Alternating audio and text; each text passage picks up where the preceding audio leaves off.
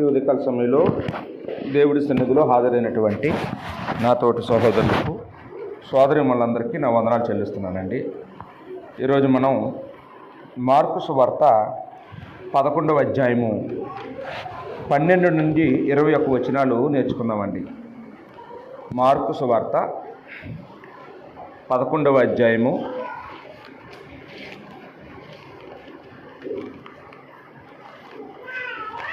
12వ వచనం నుంచి.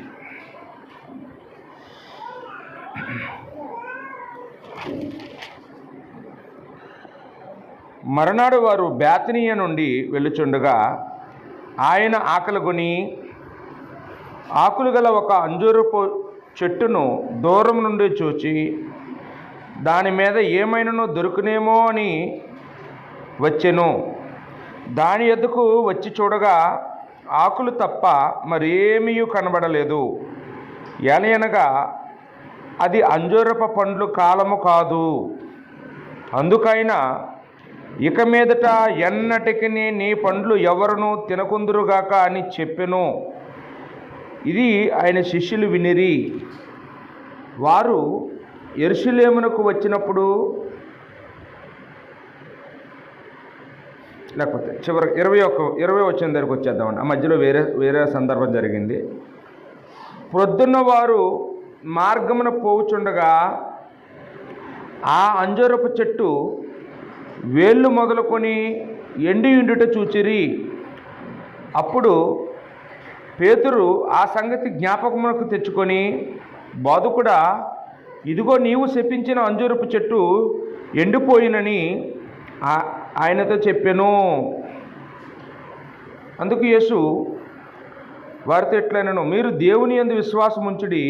ఎవడైనను ఈ కొండను చూచి నీవు ఎత్తబడి సముద్రములో పడవేయబడునని చెప్పి తన మనసులో సందేహింపక తాను చెప్పినది జరుగునని నమ్మిన ఎడల వాడు చెప్పినది జరుగునని మీతో నిశ్చయముగా చెప్తున్నాను ఆయనను. చదవబడినటువంటి లేఖన భాగంలో దేని గురించి రాయబడిందంటే శపితమైన అంజూరపు చెట్టు గురించి రాయబడిందండి.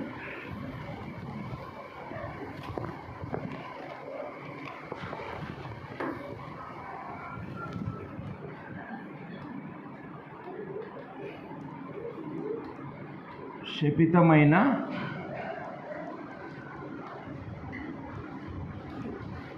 అంజూరపు చెట్టు.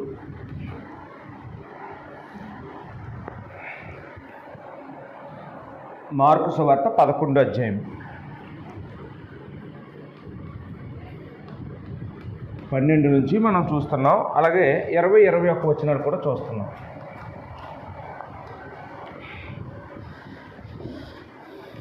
పన్నెండు నుంచి 14 వరకు, అలాగే 20 నుంచి 21 వరకు.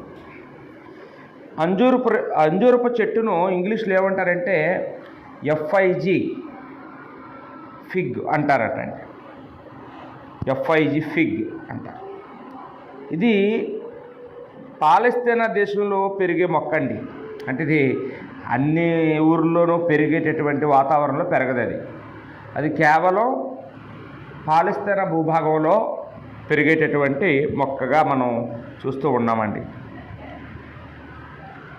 ఇది తనంతట తానుగా పుట్టే మొక్క కాదంటండి. ఎవరైనా మొక్కని తీసుకెళ్ళి నాటితే తప్ప పుట్టదు. ఉదాహరణకి గులాబీ మొక్కలు అవి మనం చూస్తుంటాం. అవంతా పుట్టవు. మనం విత్తనాలు కొని లేకపోతే మొక్క కొని ఉడిస్తేనే పుడుతుంది. అటువంటిది అనమాట. లూకా సువార్త 13వ అధ్యాయంలో 6 నుంచి 9 వచనాలు చదివితే ఆ విషయం మనకు కనపడుతుందండి. లూకా సువార్త 13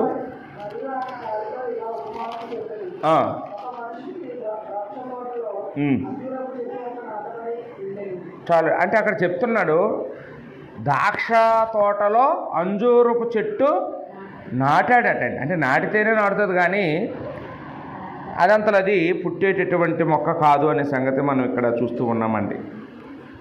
ఇది వసంతకాలంలో పంటలు ఇస్తుందట. అంటే వసంతకాలం అంటే ఇదే కదండి, శీతాకాలం. ఈ కాలంలోనే అది ఫలిస్తూ ఉంటుంది అన్నమాట, పంటనిస్తుంది. అలాగే దీని యొక్క ఫ్రూట్స్, అంజూరపు పళ్ళు ఆరోగ్యం కోసం అందరూ తింటారు. డ్రై ఫ్రూట్స్లో కూడా ఇది అమ్ముతూ ఉంటారు. ఇప్పటికీ మనం డ్రై ఫ్రూట్స్ సెంటర్లకు వెళ్తే అక్కడ అంజూరపు పళ్ళు కావాలంటే ఇస్తారండి. అవి ఒడియాల్లాగా నొక్కేసి, రౌండ్గా ఉండవు, అప్పడాలాగా నొక్కేసి ఇస్తారనమాట. ఇది చాలా పురాతనమైనటువంటి చెట్టు అండి, చాలా పురాతనమైంది. ఇది ఎంత పురాతనమైందంటే బైబిల్లో 66 పుస్తకాలు ఉన్నాయి. అందులో మొట్టమొదటి పుస్తకంలోనే దీని గురించి రాయబడిందండి. ఆదికాండం 3వ అధ్యాయం 7వ వచనంలో హవ్వ ఆదాములు పాపం చేసినప్పుడు వాళ్ళట సిగ్గొచ్చినప్పుడు ఏయో వస్త్రాలకు బదులు ఆకులు కట్టుకున్నారు అక్కడ. ఎందుకంటే అప్పుడు వస్త్రాలు లేవు కాబట్టి ఏ ఆకులు కట్టుకున్నారటండి. అక్కడ రాయబడిన మాట చూస్తే ఆదికాండం 3వ అధ్యాయం 7వ వచనంలో అంజూరపు ఆకులు కట్టుకొని అన్నాడండి. అంటే అంజూరపు చెట్టు ఆకులు అంత పెద్దయండి. అంటే ఒక మనిషి వస్త్రంగా కట్టుకోగలిగినంత పెద్దవన్నమాట. అంటే ఆదికాండంలోనే అవ్వ ఆదాములు కాలంలోనే ఈ చెట్టు గురించిన సమాచారం మనం చూస్తూ ఉన్నామండి. మార్కు సువార్త 11వ అధ్యాయము 12 నుంచి 14 వచనాల వరకు యేసు ప్రభు ఈ యొక్క అంజూరపు చెట్టుని శపించడం గురించి రాయబడింది. ఇందాక మనం చదివినట్లు యేసు ప్రభు వారు ఎన్నడూ కూడా ఎవరిని శపించలేదండి. ఆయన నోటంబడ ఎప్పుడు దుర్భాషలు, శాపనార్థాలు ఇలాంటివి ఎరగం. కేకలేయడం, కోపం పడడం చాలా రేరండి. ఒకవేళ ఆయన మాట్లాడారంటే ఏదో బలమైన కారణం ఉండాలి తప్ప అంత తేలిగ్గా ఆయన ఎవరిని శపించేటటువంటి వాడు కాదు. ఆయన శపించాలనుకుంటే అసలు ఎవరైనా ఆయన సిలువ వేయగలరండి? ఆయన సిలువ వేసే అవకాశం ఆయన ఎవరికి ఇవ్వడం. అలాంటి వాడైతే ఆయన శపించేవాడు కాదు. కానీ ఇక్కడ మనం చదివేటప్పుడు చాలామంది యేసు ప్రభు మీద చాలామంది కోపం వస్తుందండి. యేసు ప్రభుని చాలామంది అపార్థం చేసుకుంటూ ఉంటారు. తనకు ఆకలేసిందని ఆకలి టైంలో ఆయన సరిగ్గా ప్రవర్తించలేదు, అలాగా చెట్లని ఇలా చేయొచ్చా అని కొంతమంది చెట్లు ప్రేమికులు ఉంటారు కదండి, జంతు ప్రేమికులు, వృక్ష ప్రేమికులు ఉంటారు కదా. వాళ్ళకి ఎలా ఉంటుందంటే ఎవరైనా ఒక చిన్న మొక్కకి హాని చేసినా కోపం వచ్చేస్తుంది వాళ్ళకి. మొక్కలు ఏం చేసాయి, ఈ కుక్కలు ఏం చేసాయి అంటారు కదండి. వాస్తవానికి యేసుప్రభు వారు నలిగిన రెల్లును కూడా విరవడు అనే మాట మనం మత్తయి సువార్త 12వ అధ్యాయంలో చూస్తాం. మకమకలాడే అవిసెనారను ఆర్పడు అని. అంటే ఆయన గడ్డిపోసుకి కూడా అన్యాయం చేసే మనిషి కాదండి. అంటే దాన్ని విరిచేసి వేస్ట్గా పోయే రకం కాదు. అలాంటి మనిషి ఒక చెట్టుని, ఒక అంజూరపు చెట్టు అంటే ఫలాలు ఇచ్చే చెట్టు అంటే అది ఒక 15 అడుగులు ఎత్తుండి చాలా బలంగా ఉండేటటువంటి చెట్టు అండి. అలాంటి చెట్టుని ఆయన శపించాడు ఏంటని చాలామందికి బాధ వేస్తూ ఉంటుందండి. ఒకవేళ చెట్టు ఫలాలు ఇవ్వకపోతే అక్కడ నుంచి వెళ్ళిపోవాలి, కానీ ఆ చెట్టుని అలా చేయడం చాలా తప్పు అని అనుకుంటూ ఉంటారు. కారణం ఏంటంటే 13వ వచనంలో ఉంది అక్కడ, ఆకులు గల ఒక అంజూరపు చెట్టును దూరం నుండి చూచి దాని మీద ఏమైనాను దొరికినేమో అని వచ్చెను. దాని ఎదుకు వచ్చి చూడగా ఆకులు తప్ప మరేమీ కనబడలేదు. ఏలయనగా అది అంజూరపు పండ్లు కాలము కాదు. అది ఏంటి కాదంటమ్మా? అంజూరపు పండ్లు కాలం కాదంట. అసలు ఆ కాలమే కానప్పుడు దాని మీద పళ్ళు ఉంటాయి. ఆ కాలమే కానప్పుడు అది ఎలా పళ్ళునివ్వగలదు? అలాంటి చెట్టుని అన్యాయంగా శపించేశాడు అని చెప్పేసి వేళ్ళు మొదలుకొని ఎండిపోయేలాగా చేశాడని మనం ఇక్కడ 20-21 వచనాల్లో మనం చూస్తూ ఉన్నామండి.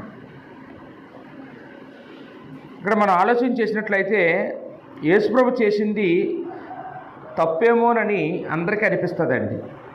వాస్తవానికి ఆయన ఏ తప్పు ఎన్నడూ చేయని మనిషి. ఆయన పరిశుద్ధుడు, ఆయన దీర్ఘశాంతుడు, ఆయన పాపం చేయడండి. ఒకవేళ ఆయన ఏదైనా చేస్తే దాని వెనకాతల ఏదో నేర్పడానికే చేస్తాడండి. మనుషులకి లేదా ఆయన శిష్యులకి ఏదో ఒకటి తెలియచేయడానికి చేస్తూ ఉంటాడు. అందుకే పౌలు అంటాడు మొదటి కొరింథీ పత్రికలో 1:25 ఏమంటాడంటే, దేవుని వెర్రితనము మనుష్య జ్ఞానము కంటే జ్ఞానము గలది అని. అంటే మనిషికి జ్ఞానం ఉంటుంది, దాన్ని సైంటిస్ట్ అంటారు, అతన్ని బాగా తెలివైన వాడిని. శాస్త్రవేత్త అంటాడు, పండితుడు అంటారు, దాన్ని మనం జ్ఞానవంతులు అంటాం, బాగా చదువుకున్న వాళ్ళు. అలాంటి వాళ్ళని బాగా చదువుకుని బాగా పండితుడిగా ఉండి పెద్ద సైంటిస్టు, పెద్ద మేధావి ఎవరైనా ఉంటే వారి జ్ఞానము కంటేనట దేవుడు వెర్రితనమే గొప్పదంట. మరి ఇక దేవుడి జ్ఞానం ఇంకెంత ఉంటుందండి? దేవుని జ్ఞానంతో పోల్చలేదు మనిషి జ్ఞానాన్ని, దేవుడి వెర్రితనంతో పోల్చాడండి. దేవుడు కోపం వచ్చినప్పుడు కూడా మనిషి కంటే నీతిగా బ్రతుకుతాడని అర్థం. దేవుడికి ఒకసారి చిరాకు వస్తుంది. ఆ చిరాకులో కూడా దేవుడు మానవుడి కంటే గొప్పగానే ఉంటాడు. మరి ఇక దేవుడు జ్ఞానంతో పనిచేసేటప్పుడు ఇంకెలా ఉంటాడండి? ఆయన ఎప్పుడూ కూడా ఏ కాలంలో కూడా నీతిని తప్పలేదండి. ఆదాము అవ్వలు తప్పు చేసినప్పుడు దేవుడు వెంటనే వచ్చి వాళ్ళని చంపేశాడండి? చంపలేదు. ఏమి ఎరగనట్టుగా ఆదాము దగ్గరికి వచ్చి, ఆదాము ఎక్కడున్నావు మాట్లాడాడండి. ఏమి దాక్కున్నావేమి అన్నీ అడిగాడండి. ఏమి నిజం చెప్తాడేమో, తప్పు చేశాడని ఒప్పుకుంటాడేమో, ఒప్పుకోలే. సొదొమ గొమొర్రా పట్టణాన్ని కూడా వాళ్ళు పాపం చేశారు కాబట్టి వాళ్ళ మీద అగ్నిగంధకాలు కురిపించేయాలి, కానీ ఏమో ఒకవేళ మారుతారేమో అని దేవదూతలు పంపించాడండి. ఆ దేవదూతలు స్వయంగా చూసి వాళ్ళందరూ వచ్చి దేవదూతల కాళ్ళ మీద పడి క్షమాపణ అడుక్కుంటారేమో అనుకున్నాడు దేవుడు. వాళ్ళు మారలా. నోవాహు కాలంలోనైతే ఆ ప్రజల మార్పు కోసం 120 సంవత్సరాలు దేవుడు టైం ఇచ్చి 120 సంవత్సరాలు కూడా వాళ్ళకి సువార్త ప్రకటింపజేశాడు. ఏమో మారుతారేమోనండి, ఈ 120 సంవత్సరాల్లో వాడలోకి వస్తారేమోనండి, వాళ్ళు కూడా రక్షింపబడాలని దేవుడు కోరుతూ ఉన్నాడు. స్వయంగా దేవుడి ఆత్మరూపిగా వెళ్ళి సువార్త ప్రకటించాడని మనం అక్కడ 2 పేతురు 3 ఆ సంగతులన్నీ మనం చూస్తామండి. అంటే ఇక్కడ దేవుడు ఎటువంటి వాడంటే దీర్ఘశాంతం కలవాడు. యేసుప్రభు ఎటువంటి వాడంటే దీర్ఘశాంతం గలవాడు. ఈ దీర్ఘశాంతం కలిగినటువంటి వ్యక్తి ఆఫ్టర్ ఆల్ భోజనం కోసం, ఆఫ్టర్ ఆల్ ఆకలి కోసం ఒక చెట్టుని నాశనం చేసేటటువంటి వాడు, ఒక చెట్టుకి అన్యాయం చేసేవాడు కానే కాదని మనం జ్ఞాపకం తెచ్చుకోవాలండి. యోహాను సువార్త 6:27 యేసుప్రభు వారు ఆహారం గురించి మాట్లాడారు. చూడండి, యోహాను సువార్త 6:27.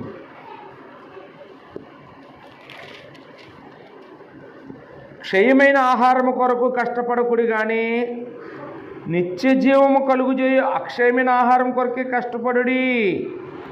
మనుష్య కుమారుడు దానిని మీకు ఇచ్చును. ఎందుకైతే తండ్రి అయిన దేవుడు మనకు ముద్ర వేసి ఉన్నాడని చెప్పాను. అంటే దేవుడిని మనం దేని గురించి అడగాలి, మనం దేని గురించి ఎక్కువగా ప్రయాసపడాలి, కష్టపడాలి అంటే క్షయమైపోయే ఆహారం గురించి కాదు. క్షయమైపోయే ఆహారం నువ్వు కష్టపడినా కష్టపడకపోయినా నీకు ఆ టయానికి దేవుడు ఇస్తాడు. ఈ ఆకాశ పక్షులు కష్టపడుతున్నాయా? అవి వాటిని పోషిస్తున్నాడు కదా, మనల్ని పోషించడా? ఏ ప్రభుత్వం ద్వారానో ఎలాగోలాగా మనల్ని పోషిస్తాడు, కానీ ఆకలితో పస్తులతో మాత్రం ఉంచడు. కానీ మనం కష్టపడి సంపాదించవలసిన ఆహారం ఏంటంటే ఇక్కడ చెప్తున్నాడు, నిత్యజీవం కలుగుజేయు అక్షయమైన ఆహారం, దాని కొరకే కష్టపడండి అంటున్నాడండి. అందుకోసం మీరు పిలువబడ్డారు, అందుకోసం మీరు ముద్ర వేయబడ్డారు అని ఇక్కడ చెప్తున్నాడు. అంటే యేసుప్రభు క్షయమైన ఆహారం కోసం ఎవరు కష్టపడకండి అని చెప్పిన మనిషి ఆయన. ఆ రోజు ఆకలేసింది కాబట్టి ఆ చెట్టు మీదకి పడి ఆ చెట్టుని నాశనం చేసేస్తాడా? ఆ చెట్టుని శపించేస్తాడా? అంత ఆకలి ఆయనకి క్షయమైపోయే ఆహారం కోసం. మనందరికీ తెలుసు యేసుప్రభు వారు ఎన్ని రోజులు ఉపవాసం ఉన్నారు? ఎన్ని రోజులు ఉన్నారమ్మా? 40 దినాల ఉపవాసం ఉండి కంట్రోల్లో ఉన్నాడు. సాతాను వచ్చి రెచ్చగొట్టినా కానీ, రాళ్ళు రొట్టుగా చేసుకొని తినన్నా కానీ, దేవుడు నోటి నుంచి వచ్చే ప్రతి మాట వల్ల బతుకుతాడు మనిషి అని, ఈ రొట్టె వల్ల కాదని ఎదిరించి చెప్పిన మనిషి యేసుప్రభు. అలాంటి యేసుప్రభు వారు ఒక పూట ఆకలి కోసం ఆ పని చేస్తాడా? బైబిల్లో చాలామంది మనుషులు ఒక పూట కూటు కొరకట జ్యేష్ఠత్వై సరిగ్గా ఒక పూట కూటు కొరకు జ్యేష్ఠత్వపు హక్కుని అమ్మివేసుకున్నాడట ఒక ఆయన, ఒక పూట కూటు కొరకు. అలాంటి వాడ యేసుప్రభు తిండి కోసం బతికే మనిషి కాదండి. ఆయనే జీవాహారం, ఆయనే మరొకరికి ఆహారం అయిపోయిన వాడు. అలాంటిది ఆయన ఆహారం కోసం ఒక చెట్టుని శపించడం ఏంటి అనేది మనం ఆలోచన చేసుకోవాలండి. ఒక సందర్భంలో యోహాను సువార్త 4వ అధ్యాయంలో ఉంటుంది, 31వ వచనంలో ఆ సమరయ స్త్రీతో యేసుప్రభు మాట్లాడారు. సమరయ స్త్రీ ఏమో ఆ ఊరిలో వాళ్ళు తీసుకురావడానికి వెళ్ళింది. ఈ లోపల శిష్యులందరూ కూడా ఆయన దగ్గరికి వచ్చారు. వచ్చి అయ్యా భోజనం తెచ్చాం రండి భోజనం చేయండి అంటున్నారు. అప్పుడు యేసుప్రభు వారితో ఏమన్నారంటే, నాకు భుజించుటకు వేరే ఆహారం కలదు అన్నాడు. వాళ్ళు అనుకున్నారట, ఎవరో ఏదో భోజనం తెస్తామన్నారు కావులు, మనకేమో ఏ రొట్టెలే కానీ ఆయనకేదో బిర్యానీయో ఏదో ఉంది, ఏదో మంచి భోజనం చేయబోతున్నాడు అతను, మనకు లేదు అని సొనుక్కుంటున్నారట. వాళ్ళు ఎప్పుడు సొనుగులేనండి, వాళ్ళు ఎప్పుడు అపార్థం చేసుకుంటూ ఉంటారు శిష్యులు యేసుప్రభుని. యేసుప్రభు ఏం చెప్తున్నాడండి, ఆయన నా తండ్రి పని తుదముట్టించడమే నాకు ఆహారం, నాకు భోజనం, నాకు పానం అన్నాడండి.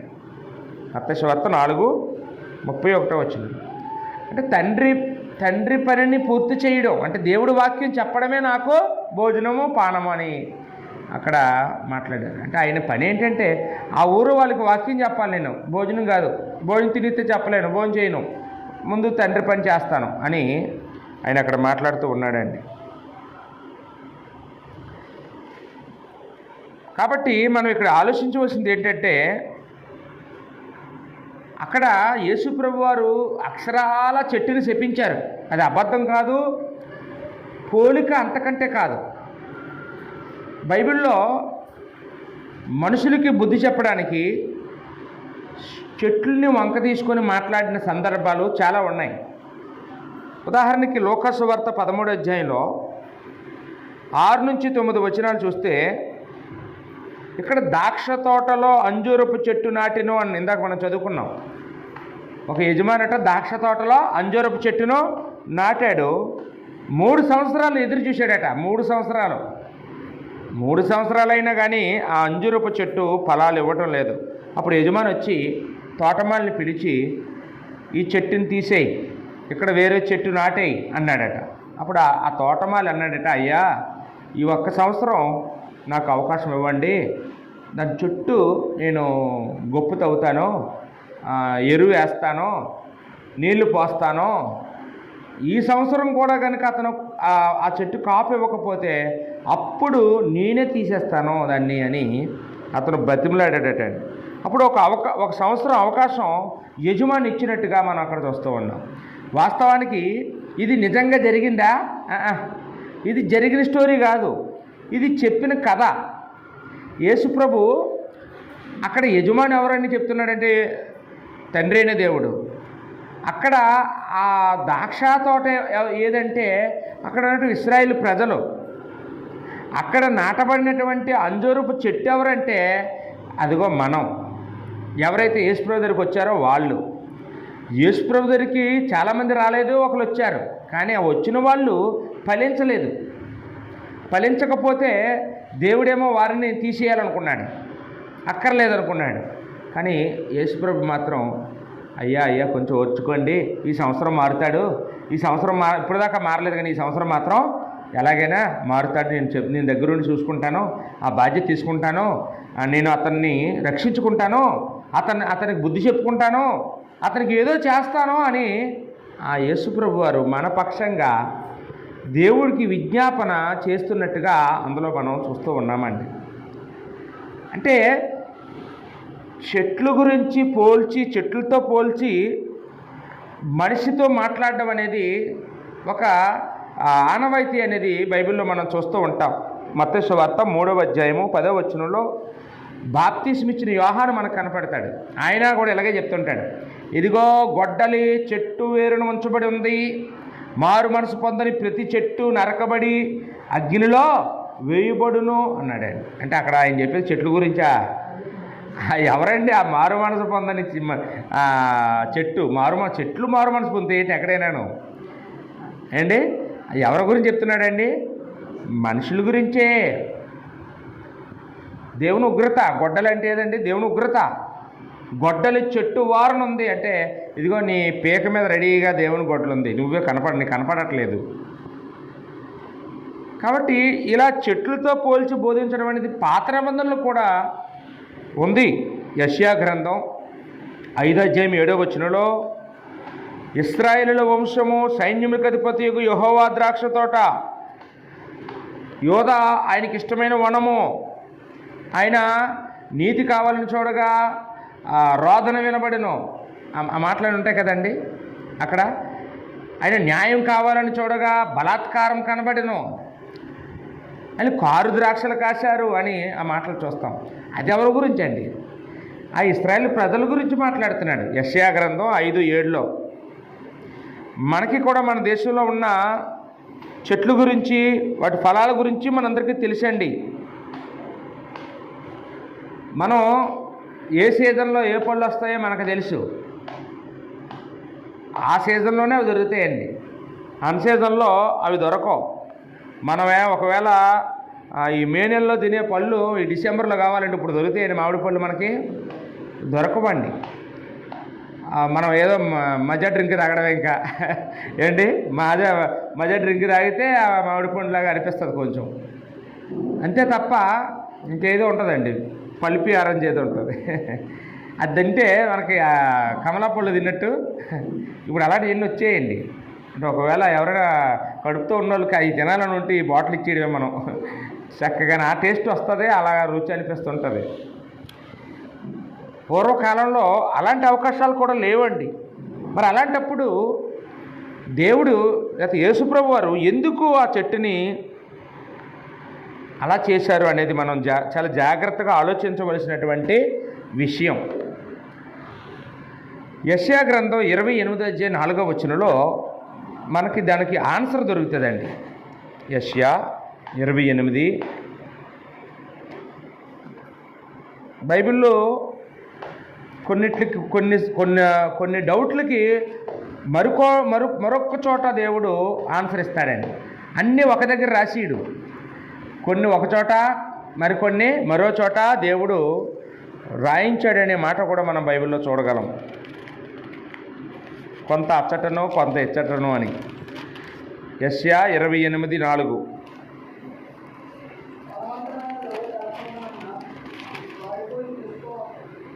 ఫలవంతమైన లోయ తల మీదనున్న వాడిపోవు పుష్పం వంటిదాని సుందర భూషణం, వసంతకాలం రాకమునుపు పండిన మొదటి అంజూరపు పండు వలె ఆగును. అంటే ఇక్కడ మనకి వసంతకాలము రాకమునుపు, అసలు ఎప్పుడు వస్తాయి అవి? వసంతకాలంలో వస్తాయి. కానీ వసంతకాలం రాకమునుపే మొదటి అంజూరపు పండు వలె అన్నాడండి. దాన్ని కనుగొన్నవాడు దాన్ని చూడగానే అది వారి చేతిలో పడిన వెంటనే అది మింగివేయబడును. అంటే ఎవరి గురించో మాట్లాడుతూ ఉన్నాడండి. ఫలవంతమైన లోయ, తల మీదనున్న వాడిపోవు పుష్పము వంటి దాని సుందర భూషణము. ఫలవంతమైన లోయ. ఫలవంతమైన లోయ అంటే పచ్చగా ఉండేటటువంటి, నీ జలపాతాలు పారేటటువంటి ఒక ప్రదేశం గురించి మాట్లాడుతూ ఉన్నాడు. తల మీదనున్న వాడిపోవు పుష్పము వంటి దాని సుందరభూషణము. అంటే ఒక వ్యక్తి నెత్తి మీద, ఒక స్త్రీ తల మీద వాడిపోయినటువంటి పుష్పం ఉంటే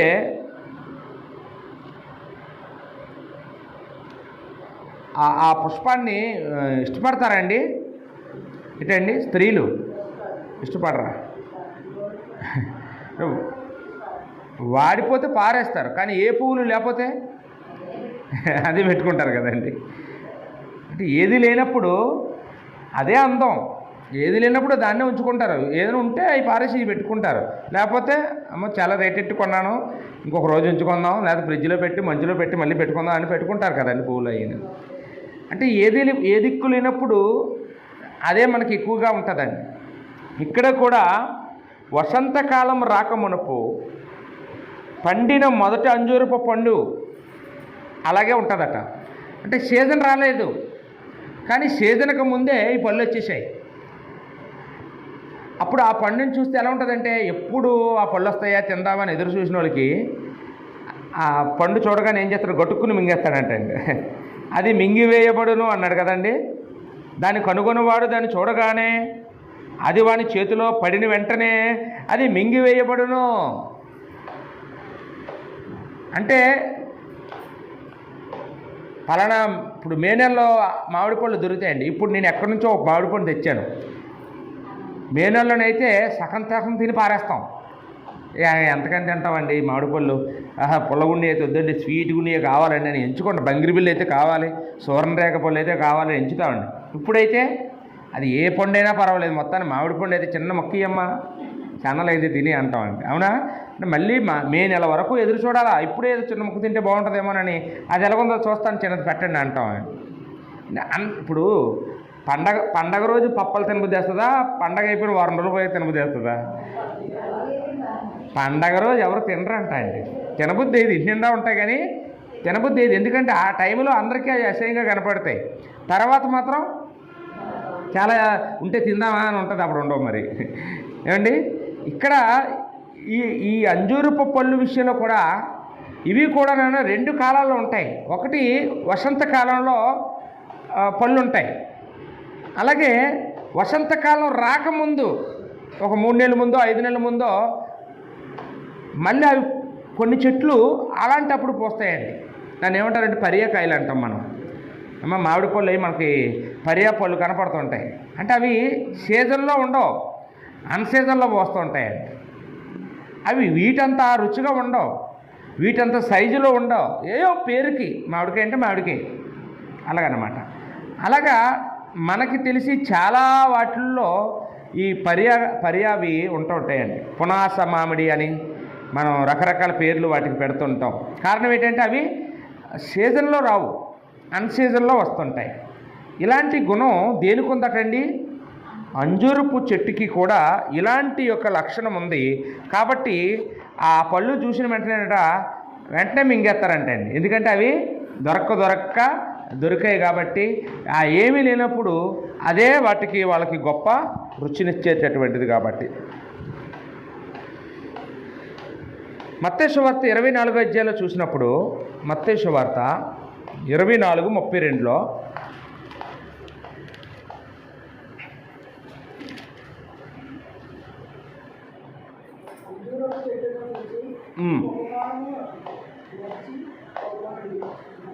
అంజూరపు చెట్టును చూచి ఒక ఉపమానం నేర్చుకొనుడి అని యేసుప్రభువు వారు చెప్తున్నారండి. అంజూరపు కొమ్మ లేతదై చిగురించినప్పుడు వసంతకాలం ఇంకా సమీపంగా ఉన్నదని మీకు తెలియను. అంటే దానికి వసంతకాలం ఇంకో 4 రోజుల్లో వస్తుందనగా పాత ఆకులన్నీ రాలిపేసుకొని కొత్త ఆకులు చిగురించడం మొదలు పెడుతుందటండి.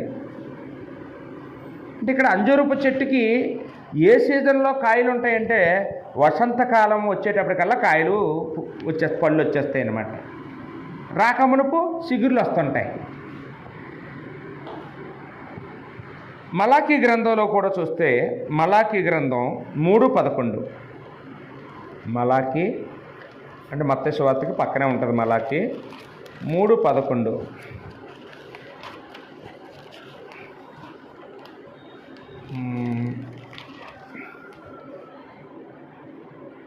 మీ పంటను తినివేయు పురుగులను నేను గద్దించేదను, అవి భూమి మీద పంటను నాశనము చేయవు.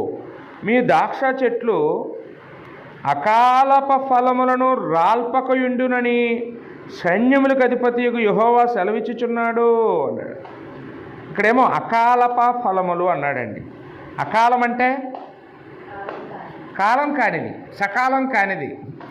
సకాలంలో పండే పళ్ళు ఉన్నాయి, అకాలంలో కూడా కొన్ని పళ్ళు ఉంటాయి. ఏంటంటే ద్రాక్ష చెట్లు కూడా అకాలపు కాయలు కాస్తాయంటండి.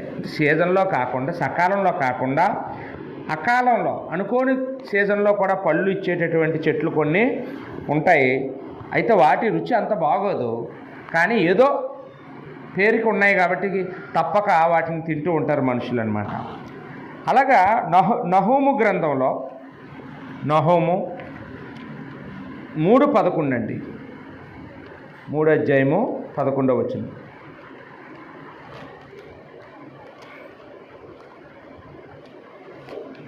ఎవరైనా తీశారండి? చదువమ్మా. 3:12 పేజీ నెంబర్ ఎంతమ్మా? 769.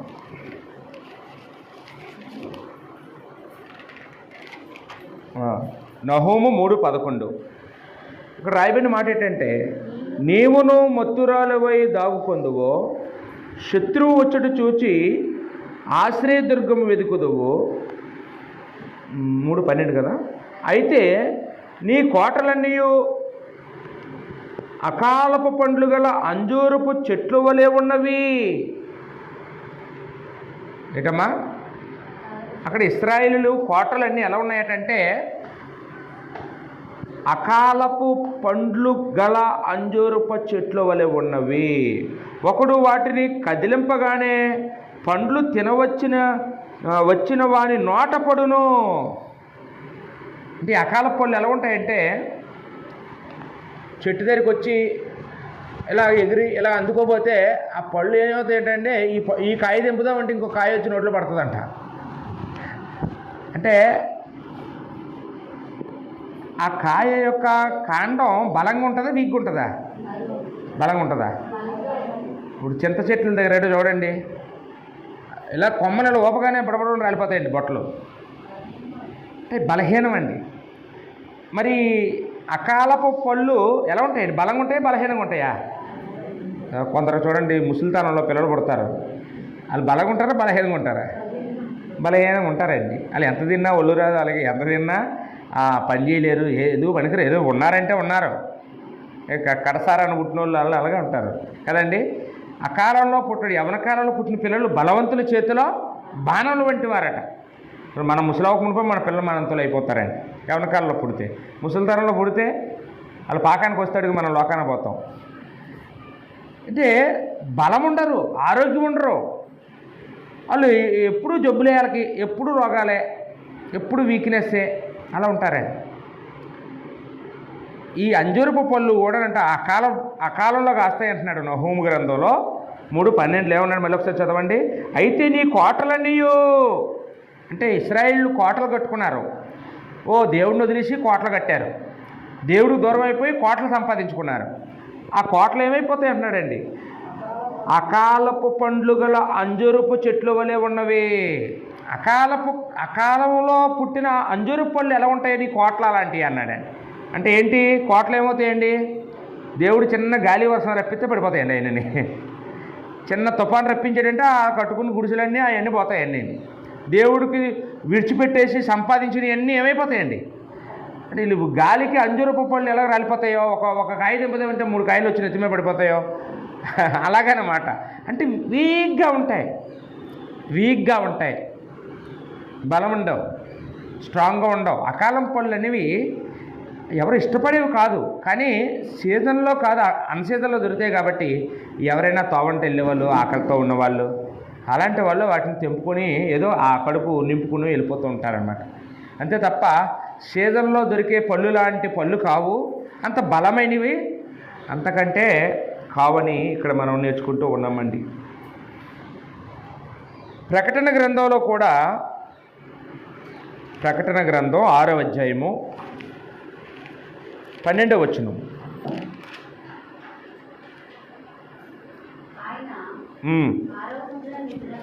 ఆయన 6వ ముద్రను విప్పినప్పుడు నేను చూడగా పెద్ద భూకంపం కలిగిను, సూర్యుడు కంబల వలె నలుపాయెను, చంద్రబింబమంతయు రక్తవర్ణమాయెను. పెద్ద గాలి చేత ఊగులాడు అంజూరపు చెట్టు నుండి అకాలపు కాయలు రాలినట్లు ఆకాశ నక్షత్రములు భూమి మీద రాలును.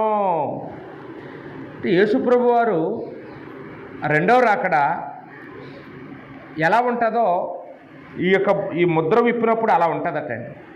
అంటే యేసుప్రభు రెండోసారి వచ్చినప్పుడు ఈ పంచభూతాలు మికటమైన వేండ్రంతో లయమైపోతాయి. సూర్యుడు, చంద్రుడు, నక్షత్రాలు ఇవేమి ఉండవు, అన్నీ పోతాయి. అలాగే పరలోకంలో దేవుడు ఆ తీర్పులు తీర్పించేటప్పుడు 6వ ముద్ర విప్పుతాడట. ఒక ముద్ర అంటే ఒక సీల్, అంటే ఒక పుస్తకం ఉంటుంది. ఆ పుస్తకంలో ఒక్కొక్క పేపర్కి ఒక్కొక్క ముద్ర ఉంటుంది. ఆ ముద్ర తీస్తేనే ఆ పేపర్ చదవగలం.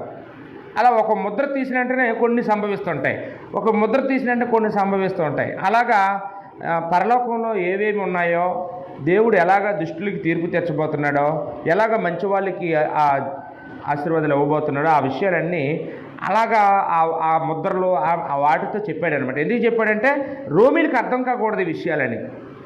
అందుకని ముద్రలు ఇవన్నీ చెప్తే వాళ్ళకేమో ఇదేదో పిచ్చిరాత అనుకుని వాళ్ళు చదవడం మానేస్తారని. ఆ రోజు ఎలా ఉంటుందటండి, పెద్ద గాలి చేత ఊగులాడు అంజూరపు చెట్టు నుండి అకాలపు కాయలు రాలినట్లు. అంటే పెద్ద గాలి వేస్తే ఈ అకాలపు కాయలన్నీ ఏమైపోతాయటండి, అంజూరపు చెట్టుకున్న అకాయలు ఎవరు మనిషి చెట్టు ఎక్కి దులపక్కర్లేదండి, గాలికి రాలిపోతాయి అయ్యింద్రయ్యి. అంటే అదే మామూలుగా సీజన్లో వచ్చిన వసంతకాలంలో పండి అయితే మనిషి చెట్టు ఎక్కి తెంపాలి. అకాలంలో వచ్చే పళ్ళు అయితే వీటికి బలం ఉండదు, ఇవి అంత పెద్ద సైజు అవ్వవు, మామూలుగా ఏదో అవుతాయి, అవి గాలికి రాలిపోతాయి అన్నమాట. అలాగే ఆ రోజు ఆకాశ నక్షత్రాలు రాలిపోతాయని చెప్పడానికి ఈ అంజూరపు చెట్టుకున్నటువంటి ఒక ఏంటంటే దాన్ని అకాలపు కాయలు కాసే గుణాన్ని గురించి కూడా మనం బైబిల్లో చూస్తూ ఉన్నామండి. అంటే ఇక్కడ మనం నేర్చుకోవాల్సిన నీతి ఏంటంటే, యేసుప్రభు వారు తప్పు చేశారా? యేసుప్రభు తప్పు చేయలేదండి. ఆ అంజూరపు చెట్టుకి ఆకులున్నాయి, దూరం నుండి చూసేటప్పటికి ఎలా ఉన్నాయట, పచ్చని ఆకులతో ఉందట అంజూరపు చెట్టు. అంటే ఆకులు ఉన్నాయంటే, ఆకులు రాల్పలేదంటే ఖచ్చితంగా ఆ చెట్టుకి ఏముంటాయని అనుకున్నారంటే యేసుప్రభు, అకాలపు కాయలు ఉంటాయి. అంటే సీజన్లో కాసే కాయలు కాదు, ఇది అకాలపు కాయలు కాసిన చెట్టులాగా కనపడుతుంది. చెట్లకు ఆకులు ఉన్నాయి. ఒకవేళ సీజన్లో కాసే చెట్టుకైతే ఆ శీతాకాలంలో ఆకులు ఉండవు, అన్నీ రాలిపోతాయి. ఇది పచ్చగా కనపడుతుంది, ఖచ్చితంగా దీనికి ఫలాలు ఉంటాయని చెప్పి యేసుప్రభు వారు ఆకలితో దాని దగ్గరికి వెళ్ళి చూసేటప్పటికి ఆకులు ఉన్నాయి కానట ఏమి లేవమ్మా, పళ్ళు లేవు. అంటే ఇక్కడ చాలామంది మనలో కూడా బయటికి భక్తిపరులుగా కనపడుతుంటారు, బయటికి విశ్వాసుల్లాగా కనపడుతుంటారు, కానీ లోపల చూస్తే ఫలాలు ఉండవండి. పైకి చెట్టు పచ్చగా ఉంది కానీ లోపల ఫలాలు లేవండి. ఇప్పుడు అలాంటి వారిని దేవుడు ఏమైనా శిక్షిస్తాడా? ఖచ్చితంగా. అంటమ్మా శపిస్తాడా? ముమ్మాటికి. అదే యేసుప్రభు ఇక్కడ మనకు నేర్పినటువంటి పాఠమండి. ఈ అంజూరపు చెట్టు వలె మనం ఉండకూడదు. పైకి పచ్చని వేషం వేసుకొని లోపల నిష్ఫలంగా ఉండకూడదు, వేషధారులుగా మనము ఉండకూడదు. అంటే కొంతమంది ఈ అంజూరపు చెట్టులాగే సకాలంలో ఉంటారండి. సకాలంలో అంటే ఏదో పట్టపాగలు ప్రార్థన పెడితే వస్తామండి అంటారండి, రాత్రిపూట పెడితే అమ్మ రావండి అంటారు. అంటే ఆరోగ్యం బాగున్నప్పుడు చర్చకు వస్తామండి, కొంచెం ఒంట్లో బాగోదు రావండి అంటారు. కొంచెం చేతి నిండా డబ్బులు ఉంటే దేవుడి దగ్గరికి వస్తారండి, డబ్బులు లేకపోతే అప్పు చేసుకొని రాలేమండి అంటారు. అంటే ఇలాగ మనం ఆలోచన చేస్తే కొన్ని పనులకు ఉంటారు, కొన్ని పనులకు ఉండరు. కొన్నిటికి సహాయం చేస్తారు, కొన్నిటికి సహాయం చేయరు. దీన్ని ఏమంటారంటే అకాలంలో ఉంటాం, సకాలంలో ఉంటాం కానీ అకాలంలో ఉండమని. నిజమైన క్రైస్తవుడు ఎప్పుడు విడవక ప్రేమిస్తాడట. రూపాయి ఖర్చులోనూ ఉంటాడు, 10 రూపాయల ఖర్చులోనూ ఉంటాడు, 1000 రూపాయల ఖర్చులో ఉంటాడు, 1,00,000 రూపాయల ఖర్చులోనూ ఉంటాడు, అన్నిటిలోనూ ఉంటాడండి. ఏదో ఉట్టికి ఎగరలేని వాళ్ళు స్వర్గానికి ఎగిరారని అంటే మనం ఏదో పెద్దది చేసేస్తాం పెద్దది చేయడానికి ఉంటామో పోతామో తెలియదండి. ఆ చిన్నప్పుడే ఆ కొంచెంలోనే మనం నమ్మకంగా ఉండాలి. ఆ కొంచెంలోనే మనం నమ్మకం లేకపోతే ఎక్కువలోనే ఉంటానంటే అప్పుడు ఆయాలు ఉంటామో ఉండవో తెలియదండి. అంటే ఒక 1000 రూపాయలు ఆదాయం వచ్చినప్పుడే దేవుడికి కానుక తీయలేని వాళ్ళు 1,00,000 రూపాయలు వస్తే తీస్తామండి, తీబుద్ధి వేస్తుందండి ఆ రోజు, తీబుద్ధి ఇదండి. 10 రూపాయలు వచ్చినప్పుడే జోబులు దేవుడికి ఇవ్వలేకపోయినప్పుడు 1,00,000 రూపాయలు వచ్చినప్పుడు ఎలా ఇస్తావు? నీకంత హృదయం ఎలా వస్తుంది ఆ రోజు? ఆ రోజు ఎన్ని ఆటంకాలు వస్తాయో, ఎన్ని శాతాన స్వభావం వస్తుందో. అంటే మనం దేవుడికి ఎలా ఉండాలంటే అకాలంలోనూ ఉండాలి, సకాలంలోనూ ఉండాలి. అర్థమవుతుందండి? అకాలంలోనూ ఉండాలి, సకాలంలోనూ ఉండాలి. అకాలం అంటే అది సీజన్ కాకపోయినా, అది అన్సీజన్ అయినా అప్పుడు కూడా భక్తిగానే ఉండాలి. అది వాతావరణం బాగోపోయినా చూడు, మనం అమ్మాయిన వర్షాలు పడిపోయి ఆదివారం పూట, అది అకాలం అండి. ఇప్పుడు బాగా ఎండకాసి ఎరజాలుకుంటే అందరూ చర్చకొస్తారు. గొడుగొట్టుకొని వచ్చినోడే అకాలంలో వచ్చినోడే అండి. నేను ఆదివారం పూట గొడుగొట్టుకొని చర్చకొచ్చాను వర్షంతో అన్న వాళ్ళు చేయొద్దన్నామా? ఇక్కడ వాళ్ళు అందరూ వచ్చారు, అందరూ వచ్చారండి. ఒకవేళ అలాగని చెయ్యెత్తమంటే చాలామంది ఎత్తలేని పరిస్థితి అయిపోతారు కొన్ని చర్చిల్లో. కారణం ఏంటంటే వాళ్ళు సకాలంలోనైతే వస్తారు, అకాలంలో రారు. పగల మీటింగ్ పెడితే వస్తామంటారండి, రాత్రి పెడితే రావంటారండి బైబిల్ క్లాసులు అవన్నీ. అది దేవుడు అలా మనల్ని ఇష్టపడ్డండి. అలాగైతే మనం అకాలంలోనూ ఉండాలి, సకాలంలోనూ ఉండాలి. అన్నీ బాగా జరిగితే వస్తానని, నష్టాలు వస్తే రానంటే కుదరదండి.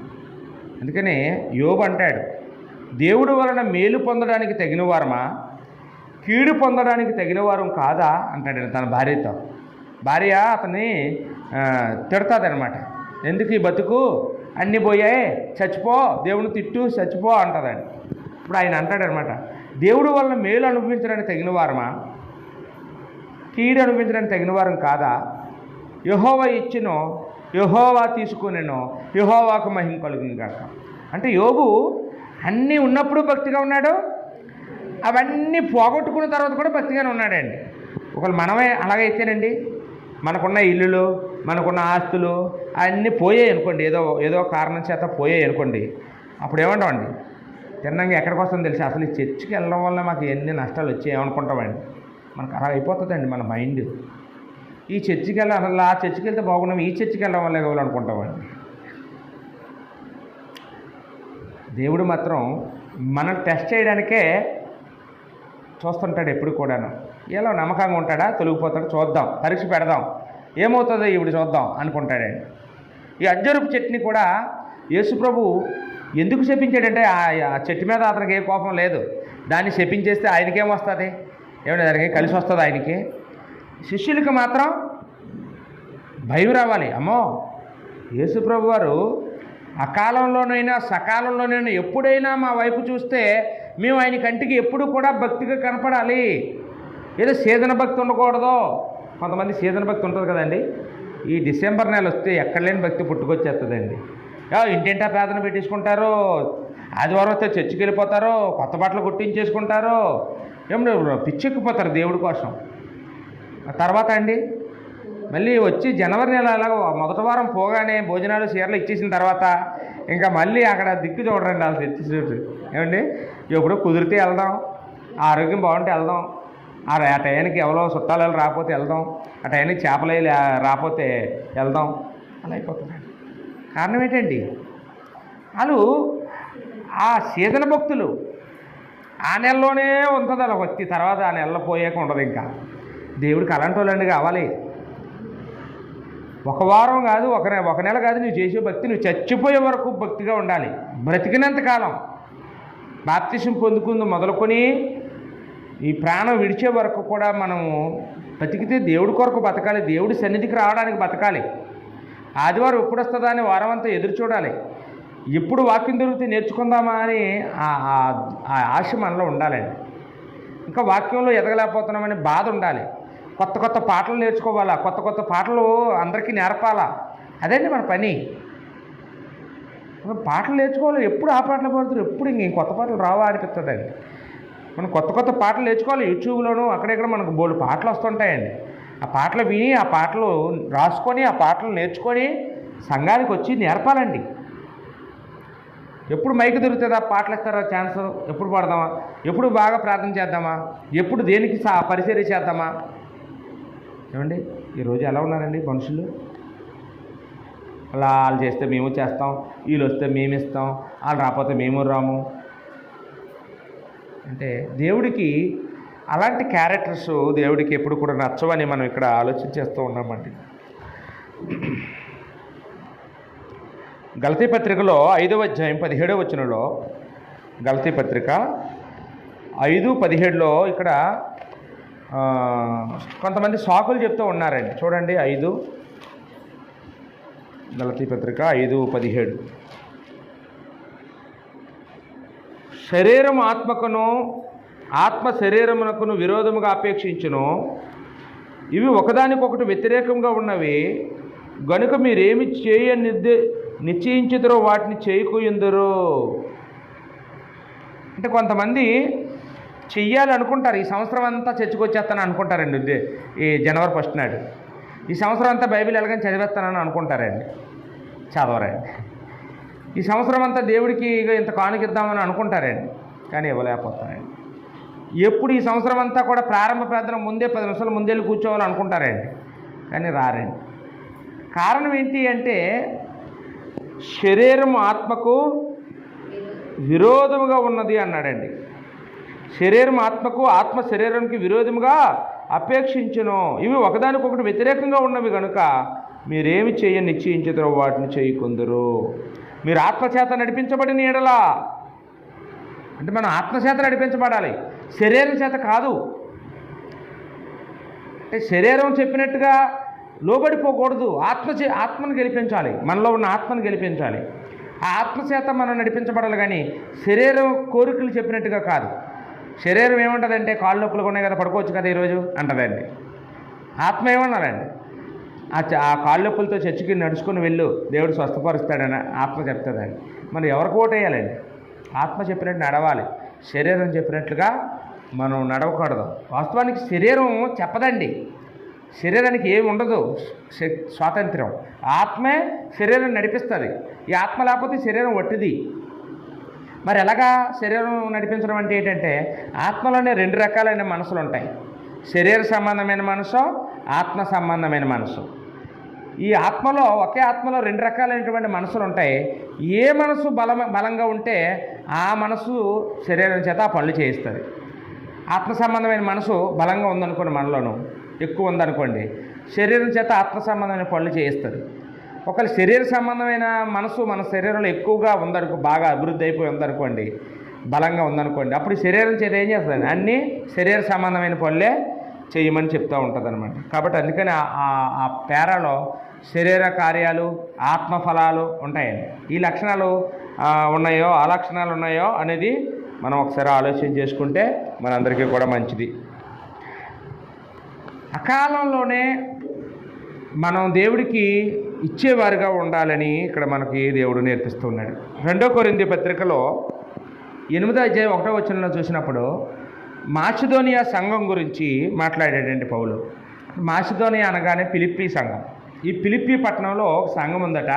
ఫిలిప్పీ పట్టణం అనగానే ఏదో చిన్న పల్లెటూరు లాంటిది, ధనవంతులు ఉండేటటువంటి ఊరు కాదు, ఏదో ఒక చెరసాల ఇవన్నీ ఉంటాయి అక్కడ. అంటే అందువల్ల అక్కడ ఉన్నటువంటి క్రైస్తవులందరూ కూడా చాలా పేదవాళ్ళు. ఆ పేదవాళ్ళు అయినటువంటి క్రైస్తవులట అపోస్తలుడైన పౌలుకి డబ్బులు సాయం చేసేవారట. పౌలేమో కొరింథీ అనే ప్రాంతంలో సేవ చేస్తుంటాడు. అది మహా సిటీలో పనిచేస్తారు, కానీ సిటీలో ఉన్న వాళ్ళు ఎవరు అతనికి ఆఖరి చేయరు, అతనికి డబ్బులు ఎవరిస్తారంటే అతని ఇంటి అద్దె కట్టడం కానీ, అతని ఆరోగ్యానికి డబ్బులు పంపడం కానీ, అతని పోషణకు డబ్బులు కానీ ఎవరిచ్చేవారని చెప్తున్నాడండి? ఈ మాసిదోనియా వాళ్ళు ఇచ్చేవారట అండి. పోనీ వీళ్ళు ఇచ్చారంటే వీళ్ళు ధర డబ్బులు ఉన్న వాళ్ళంటే వీళ్ళట ఏమన్నాడండి అక్కడ చదివితే, వాళ్ళు నిరుపేదలట. వారు నిరుపేదలైనను వారి దాతృత్వం బహుగా విస్తరించెను. అంటే దేవుడికి ఇవ్వడం కృప, లేకపోతే మనకి ఏదైనా దేవుడు ఇవ్వడం కృప? ఏంటమ్మా? దేవుడు మనకివ్వడం కృప కాదండి, మనం దేవుడికి ఇవ్వడం కృప. పౌలు అదే చెప్తున్నాడు, మాసిదోనియా వాళ్ళకి దేవుడు అనుగ్రహించిన కృప. దేవుడు మాసిదోనియా వాళ్ళకి ఏమనుగ్రహించాడు అంటే, డబ్బులు ఏమైనా రాబడి ఏమైనా వచ్చేలా చేశాడా, ఉద్యోగులు వచ్చేలా చేశాడా, ఇల్లులు వచ్చేలా చేశాడంటే అది కాదట. ఏమిచ్చాడు కృప అంటే, వాళ్ళు దేవుడు పనికి ఇచ్చేలాగా వాళ్ళని నిలబెట్టాడు. వాళ్ళు నిరుపేదలట, పేద స్థితిలో ఉండి కూడా ₹1 దేవుడికి ఇవ్వగలిగారట, ఇచ్చే స్థితిలో ఉన్నారట. పౌలుకి భోజనం పెట్టగలిగారట. అందువల్ల అది దేవుడి కృప. ఏమండి, ఈరోజు మనం ఏమంటామంటే, నాకు సరిగా రాబడి రాలేదండి, నాకు కానీ రాబడి వస్తేనా నేను కూడా ఇద్దును అంటామండి. నాకు ₹1,00,000 కలిసి వచ్చేలా చేస్తే నేను దేవుడికి 10,000 ఇద్దును కదా అంటామండి. ఏమండి, అంటామండి. కానీ ఇక్కడ వాళ్ళు చూస్తే వాళ్ళకి లక్షలు రాలేదు. వాళ్ళు నిరుపేదలు అంటే ఆ పూటకి కూడా గతి లేని వాళ్ళండి. ఆ పూట కష్టపడితే ఆ రాత్రి భోజనం చేస్తారండి, లేకపోతే లేదు. అలాంటి వాళ్ళు మరి వాళ్ళు తిండి మానుకొనో, అవసరాలు మానుకొనో, వాళ్ళు పస్తులుండో, వాళ్ళు ఏది చేసో పౌలుకి ఇచ్చారండి. పౌలు అది తీసుకొని తినేసి మర్చిపోవట్లేదు, వాళ్ళ గురించి చెప్తున్నాడు ఇంకొకరికి. ఓ కొరింథీయులారా, చూడండి, ఆ మాసిదోనియాలో నిరుపేదలు ఇచ్చారు నాకు. వాళ్ళకి ఎంత దేవుడు కృప ఇచ్చాడు, ఇచ్చే కృప. అంటే ఈరోజు అన్నీ ఉంటే అందరూ ఇస్తామండి. నాకు కూడా 10 లక్షలకు అడ్డంగా కలిసి వచ్చేస్తే నేను కూడా ₹1,00,000 దేవుడికి ఇచ్చేస్తాను అంటాను. కానీ అప్పు చేసుకొని తిన్నప్పుడు దేవుడికి ఇచ్చాను అనుకోండి, అప్పుడు నేను ఎవరినండి?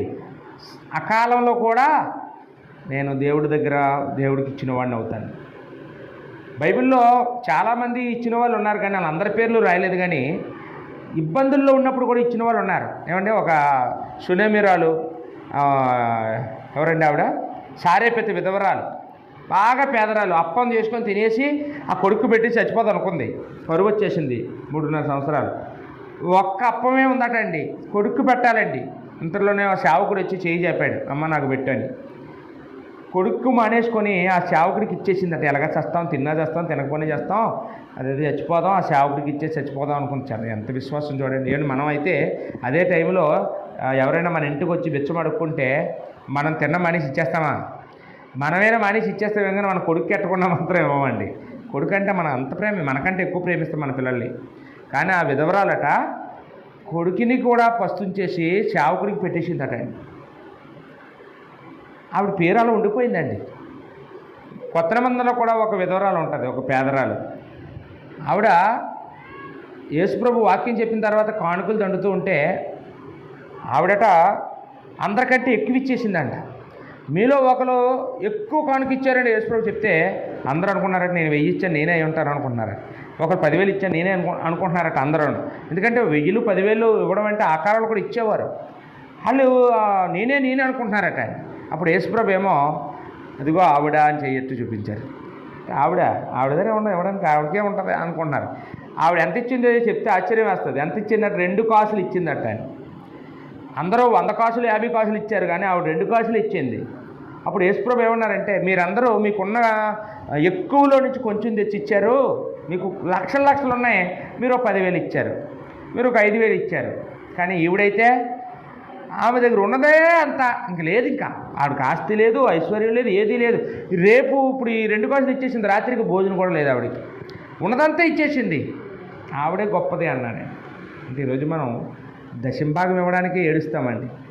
అసలు ఉన్నదంతా ఇచ్చిన వాళ్ళు ఉన్నారు బైబిల్లో. ఇప్పుడు ఎంత ఉన్నదో అంత ఇచ్చేసిన వాళ్ళు ఉన్నారండి. బర్నబా అయితే భూమి అమ్మి ఇచ్చేసాడట. ఉన్నదంతా ఇచ్చేసిన వాళ్ళు ఉన్నారండి. ఇక్కడ చూసినప్పుడు వాళ్ళు అకాలంలోనూ ఉన్నారు, సకాలంలోనూ ఉన్నారండి. కొంచెంలోనూ ఇవ్వగలుగుతున్నారు, ఎక్కువలోనూ వారు ఇవ్వగలిగినట్టుగా మనం చూస్తూ ఉన్నామండి. 2 కొరింథీ పత్రిక 5:10లో 2 కొరింథీ 5:10 ఒకసారి చూడండమ్మా.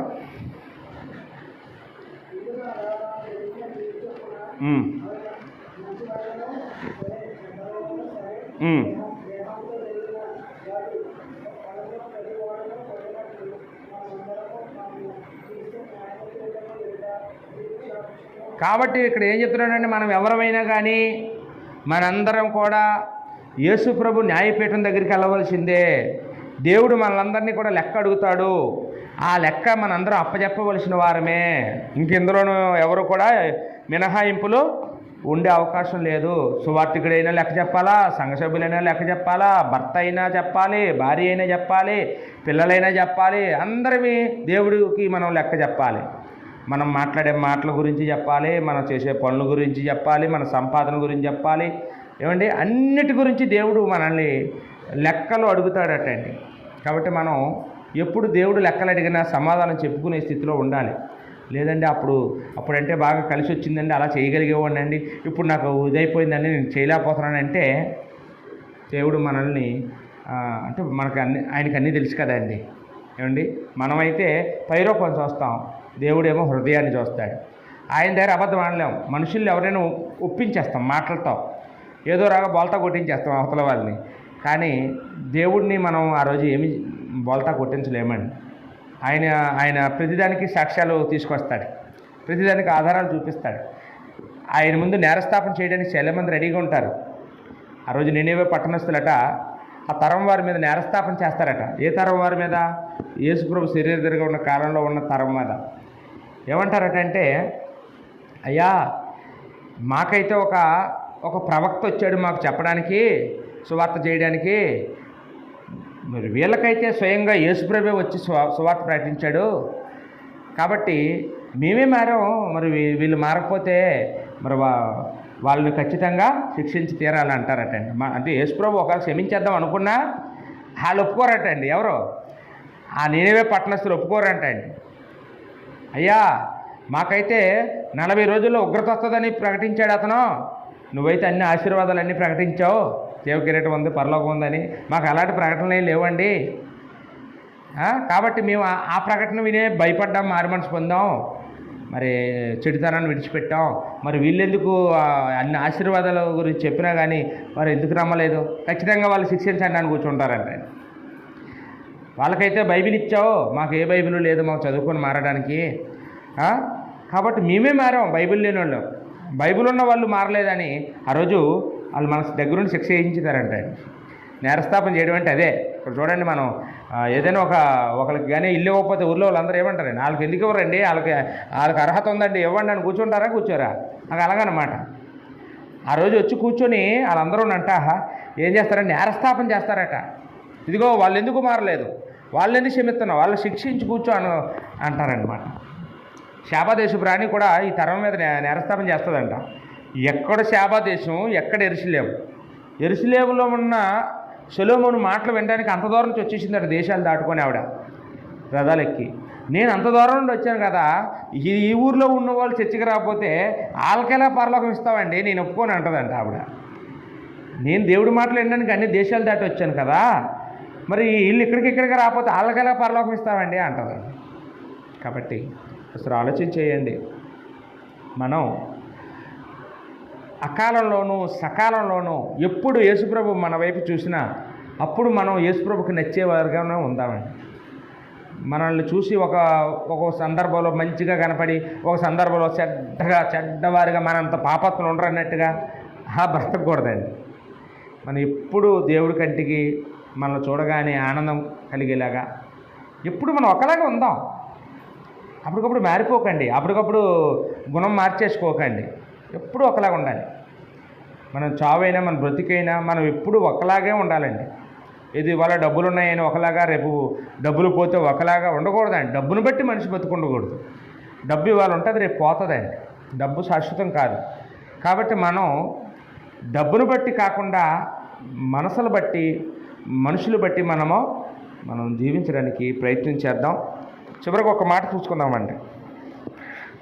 లూకా సువార్త 18:8 ఇక్కడ ఏమంటున్నాడంటే, మనుష్య కుమారుడు వచ్చినప్పుడు ఆయన భూమి మీద విశ్వాసిని కనుగొనగలనా అన్నాడు. ఆయనే ప్రశ్న వేసాడు. నేను వస్తాను రెండో రాకడలో, ఈ భూమి మీద ఒక్క విశ్వాసనైనా కనుగోగలరా అని అతను డౌట్తో వెళ్ళిపోయాడు. అంటే యేసుప్రభు కట ఒక డౌట్ ఉంది. ఏంటమ్మా డౌట్? ఒక్కడైనా విశ్వాసగా బతుకుతాడా అసలు నేను వచ్చేటప్పటికి? ఇప్పుడు భూమి మీద ఎంతమంది ఉన్నారో తెలుసండి? 850 కోట్ల మంది జనాభా ఉన్నారు. ఈ 850 కోట్ల మందిలో ఒక్కడైనా విశ్వాసగా ఉంటాడా ఉండడో అన్నట్టుగా ఆయన అనుమానం వ్యక్తం చేశారు. అంటే విశ్వాసగా బతకడం అంటే అంత ఈజీ అనుకుంటున్నారా? చాలా కష్టమండి. మనం నిర్లక్ష్యంగా ఉంటే బతకలేమండి, భక్తిహీనంగా ఉంటే బతకలేము. మనం కొంచెం ఏదైనా అనారోగ్యంలో ఉన్నట్టున్నాయండి, తలనొప్పి ఉన్నట్టు ఉందంటే మనం బతకలేము. ఇంకా ఉంటాయి, కష్టాలు ఉంటాయి, సుఖాలు ఉంటాయి. కష్టాల్లోనూ సుఖాల్లోనూ అన్ని వేళల్లోనూ దేవుడికి ఇచ్చే స్థానం దేవుడికి ఇచ్చేయాలండి. ఎప్పుడో మనం వెంటిలేటర్ మీద వేసి హాస్పిటల్లో మళ్ళీ పెట్టేసి మన మూతికి ఒకటి తైలేస్తారు కదండి, ఆ రోజు ఆరాధన మానేయాలండి.